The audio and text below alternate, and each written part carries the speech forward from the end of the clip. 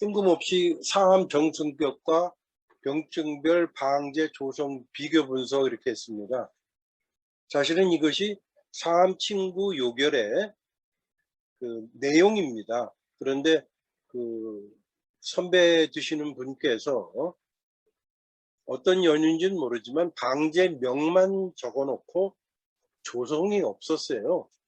그래서 제가 전부 폴업을 하니까 그 병증하고 그 다음에 상암치법 그 임상 경험에 있는 숫자가 한 400개가 되는데 그 중에서 87개의 항목에 대해서만 방제명을 기록해 놓으셨어요.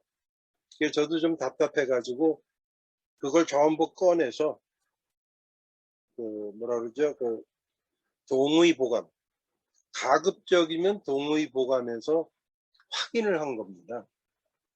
그러다 보니까 침과 약의 연계라고 그럴까요? 이런 부분들이 좀 떨어져 있지 않나 해서 제가 오늘 선을 보이는 겁니다.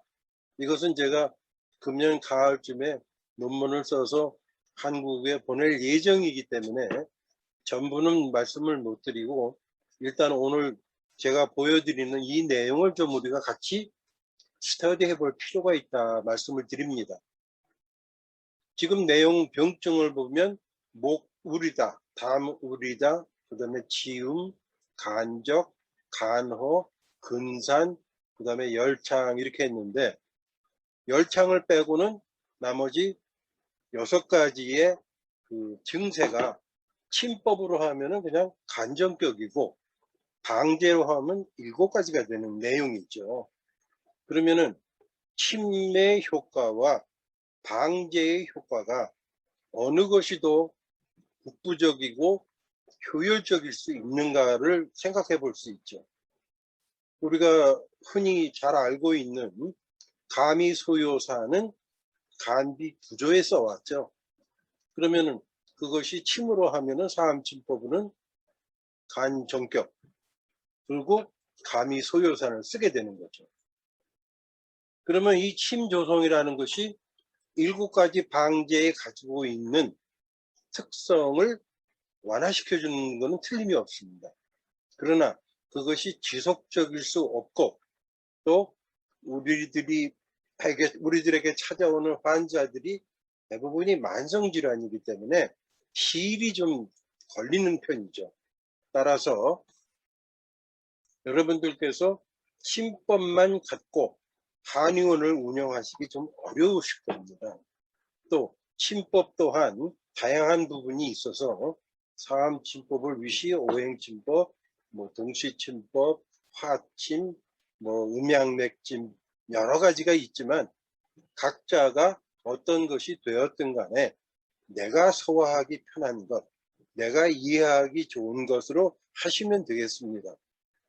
자, 그러면은 가미소요산, 승발, 이진탕, 소청룡탕, 비기환, 쌍화탕, 용담사과탕, 청심연자탕이 조성이 다 틀리죠.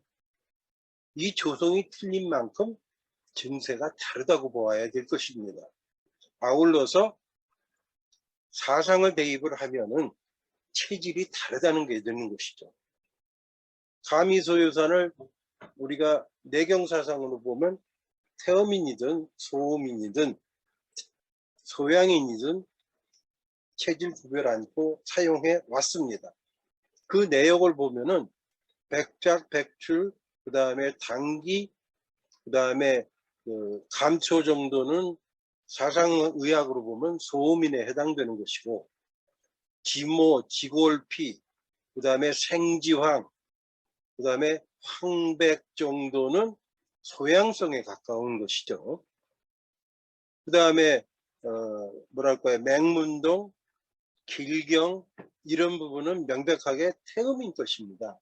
그러면 이 내용을 똑같이 체질에 관계없이 가미소요산을 썼다 하면 약재 숫자가 많아서 효율이 좋다고 볼 수는 없다 하더라도 일단 포커스는 간인데 그러면은 소음인의 경우에는 백작, 백출, 당기 그 다음에 감초를 써서 소음인에 접근하는 것이 되고 지모, 지골피, 생지, 황백은 써서 소양인에 해당이 되고, 태음인이라면은 이제 뭐 맹문동, 길경, 뭐 감초 이 정도 써 한다면 그 효율이 사실 같지 않죠. 그러니까 가미소유산을 썼는데 어떤 경우에는 잘 들었다.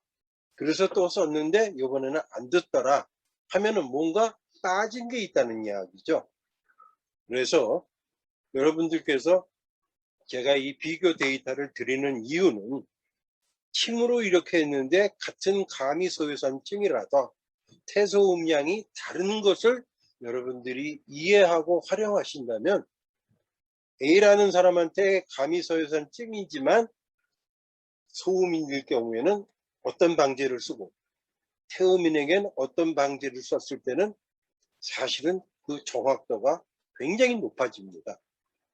그래서 여러분들께서 이 내용을 갖고 그러면은 체질을 우리가 구분했을 때 그 정확도, 그 다음에 그 침에 대한 침을 간접격을 놓았을 때의 태소음양인의 반응이 어떻게 차이가 나는지를 연구하시면 그게 바로 사상의학과 사암침법을 임상에 적용하시는 것이라고 볼 수 있습니다.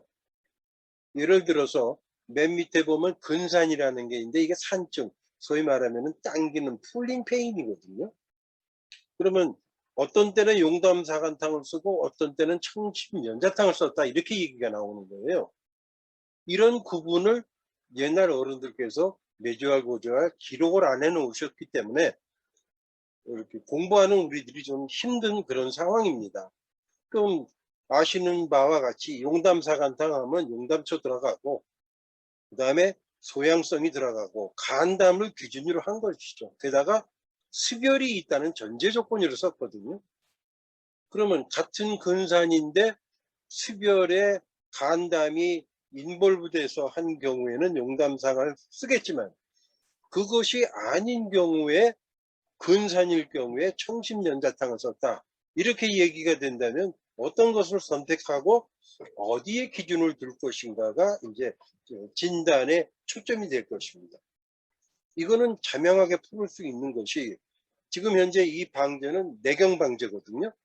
그러면 용담사과탕을 썼다 할 경우는 이것이 소양성에 가까운 그런 부분으로 활용이 된 거고 간단 수별증이죠. 다음 수별이라는 것이 사실은 비수별이 연계되어 있거든요.